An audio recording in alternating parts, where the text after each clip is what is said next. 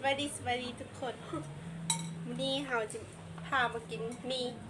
ข้าวเผ็ดมีซูเปอร์สไปซี่ตอนนี้เราก็เป็นเกณฑ์การเอาน้ำนี่เนี่ยเสร็จเรียบร้อยกินได้แล้วเขาจะทอดให้ถ้วยแต่ลองเบิ่งอันนี้ครั้งแรกในชีวิตหากระไรกินนี่เด็กลองเบิ่งว่าจะเป็นยังไงว้าว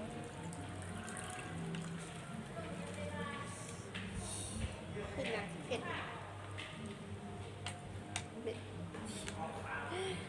มันคือจิเฟตอยู่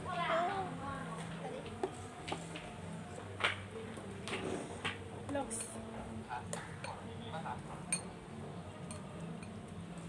หัวข้อเสื้อทูเองนะลองซีมันเผ็ด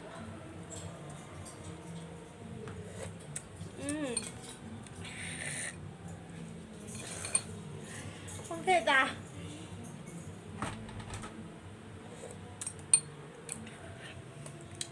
เผ็ดเลือกของเผ็ดบ่เห็นเอาเห็ดเค็มทีนึงมาเฟือความเผ็ดเอาเห็ดเค็มเลย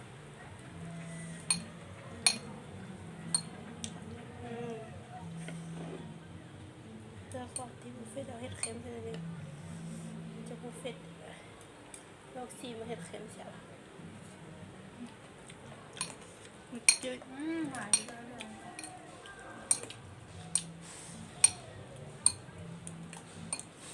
กินได้ช่องเพื่อ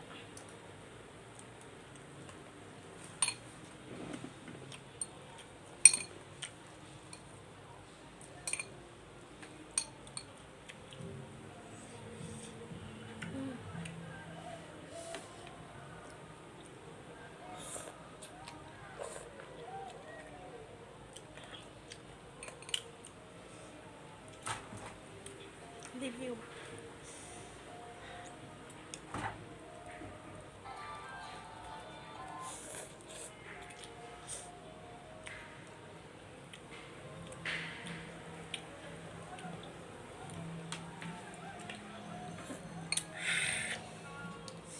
เผ็ด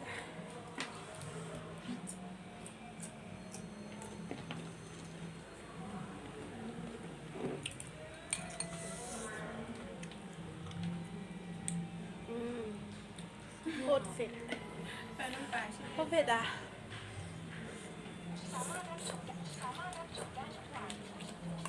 แต่ถ้าว่าก่อนกินเผ็ดจะกลมเผ็ดเองปะนี่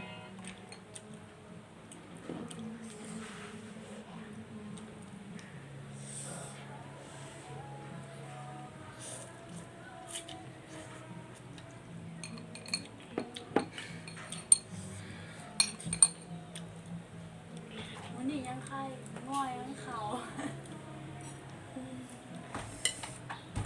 วันนี้ยังแบบมีสีสันเอาพักชนิดหนึ่งก่อนเผ็ดพัก เขากับอะไรที่มือซ้ายเนาะค่ะ มาจากผักเลยกินผักยังฝึกกะเพราดี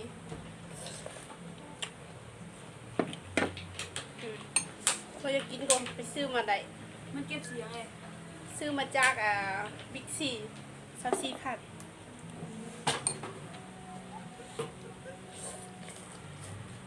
ซีบิทอฝักมี ชิมของผักมีแบบปอง30,000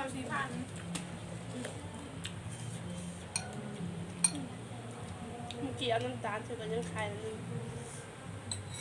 ค่อยเผ็ดเฮก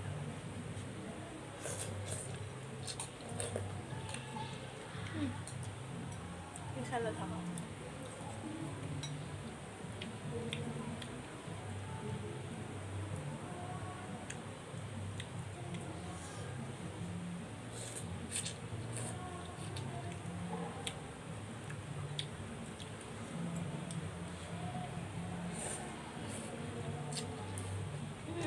ทั้งเพลงของผักเลย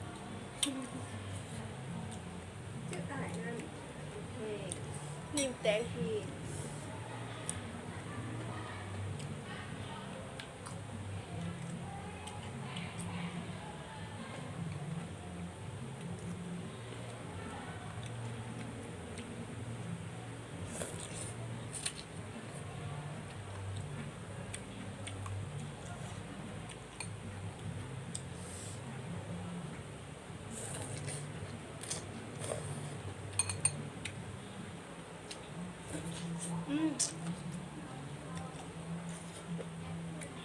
มะเขือเทศ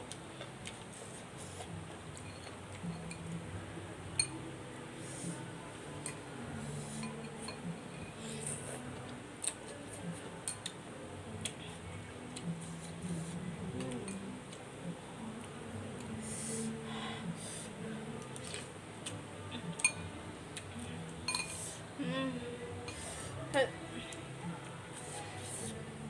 โอ้กินนี่ก่อน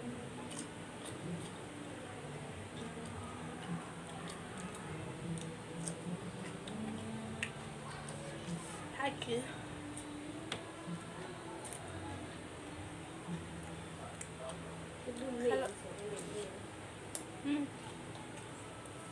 กูไปเห็นได้สดแบบเนี้ยเป็นน้ำลายที่ตามมันได้บุขึ้นแล้ววะ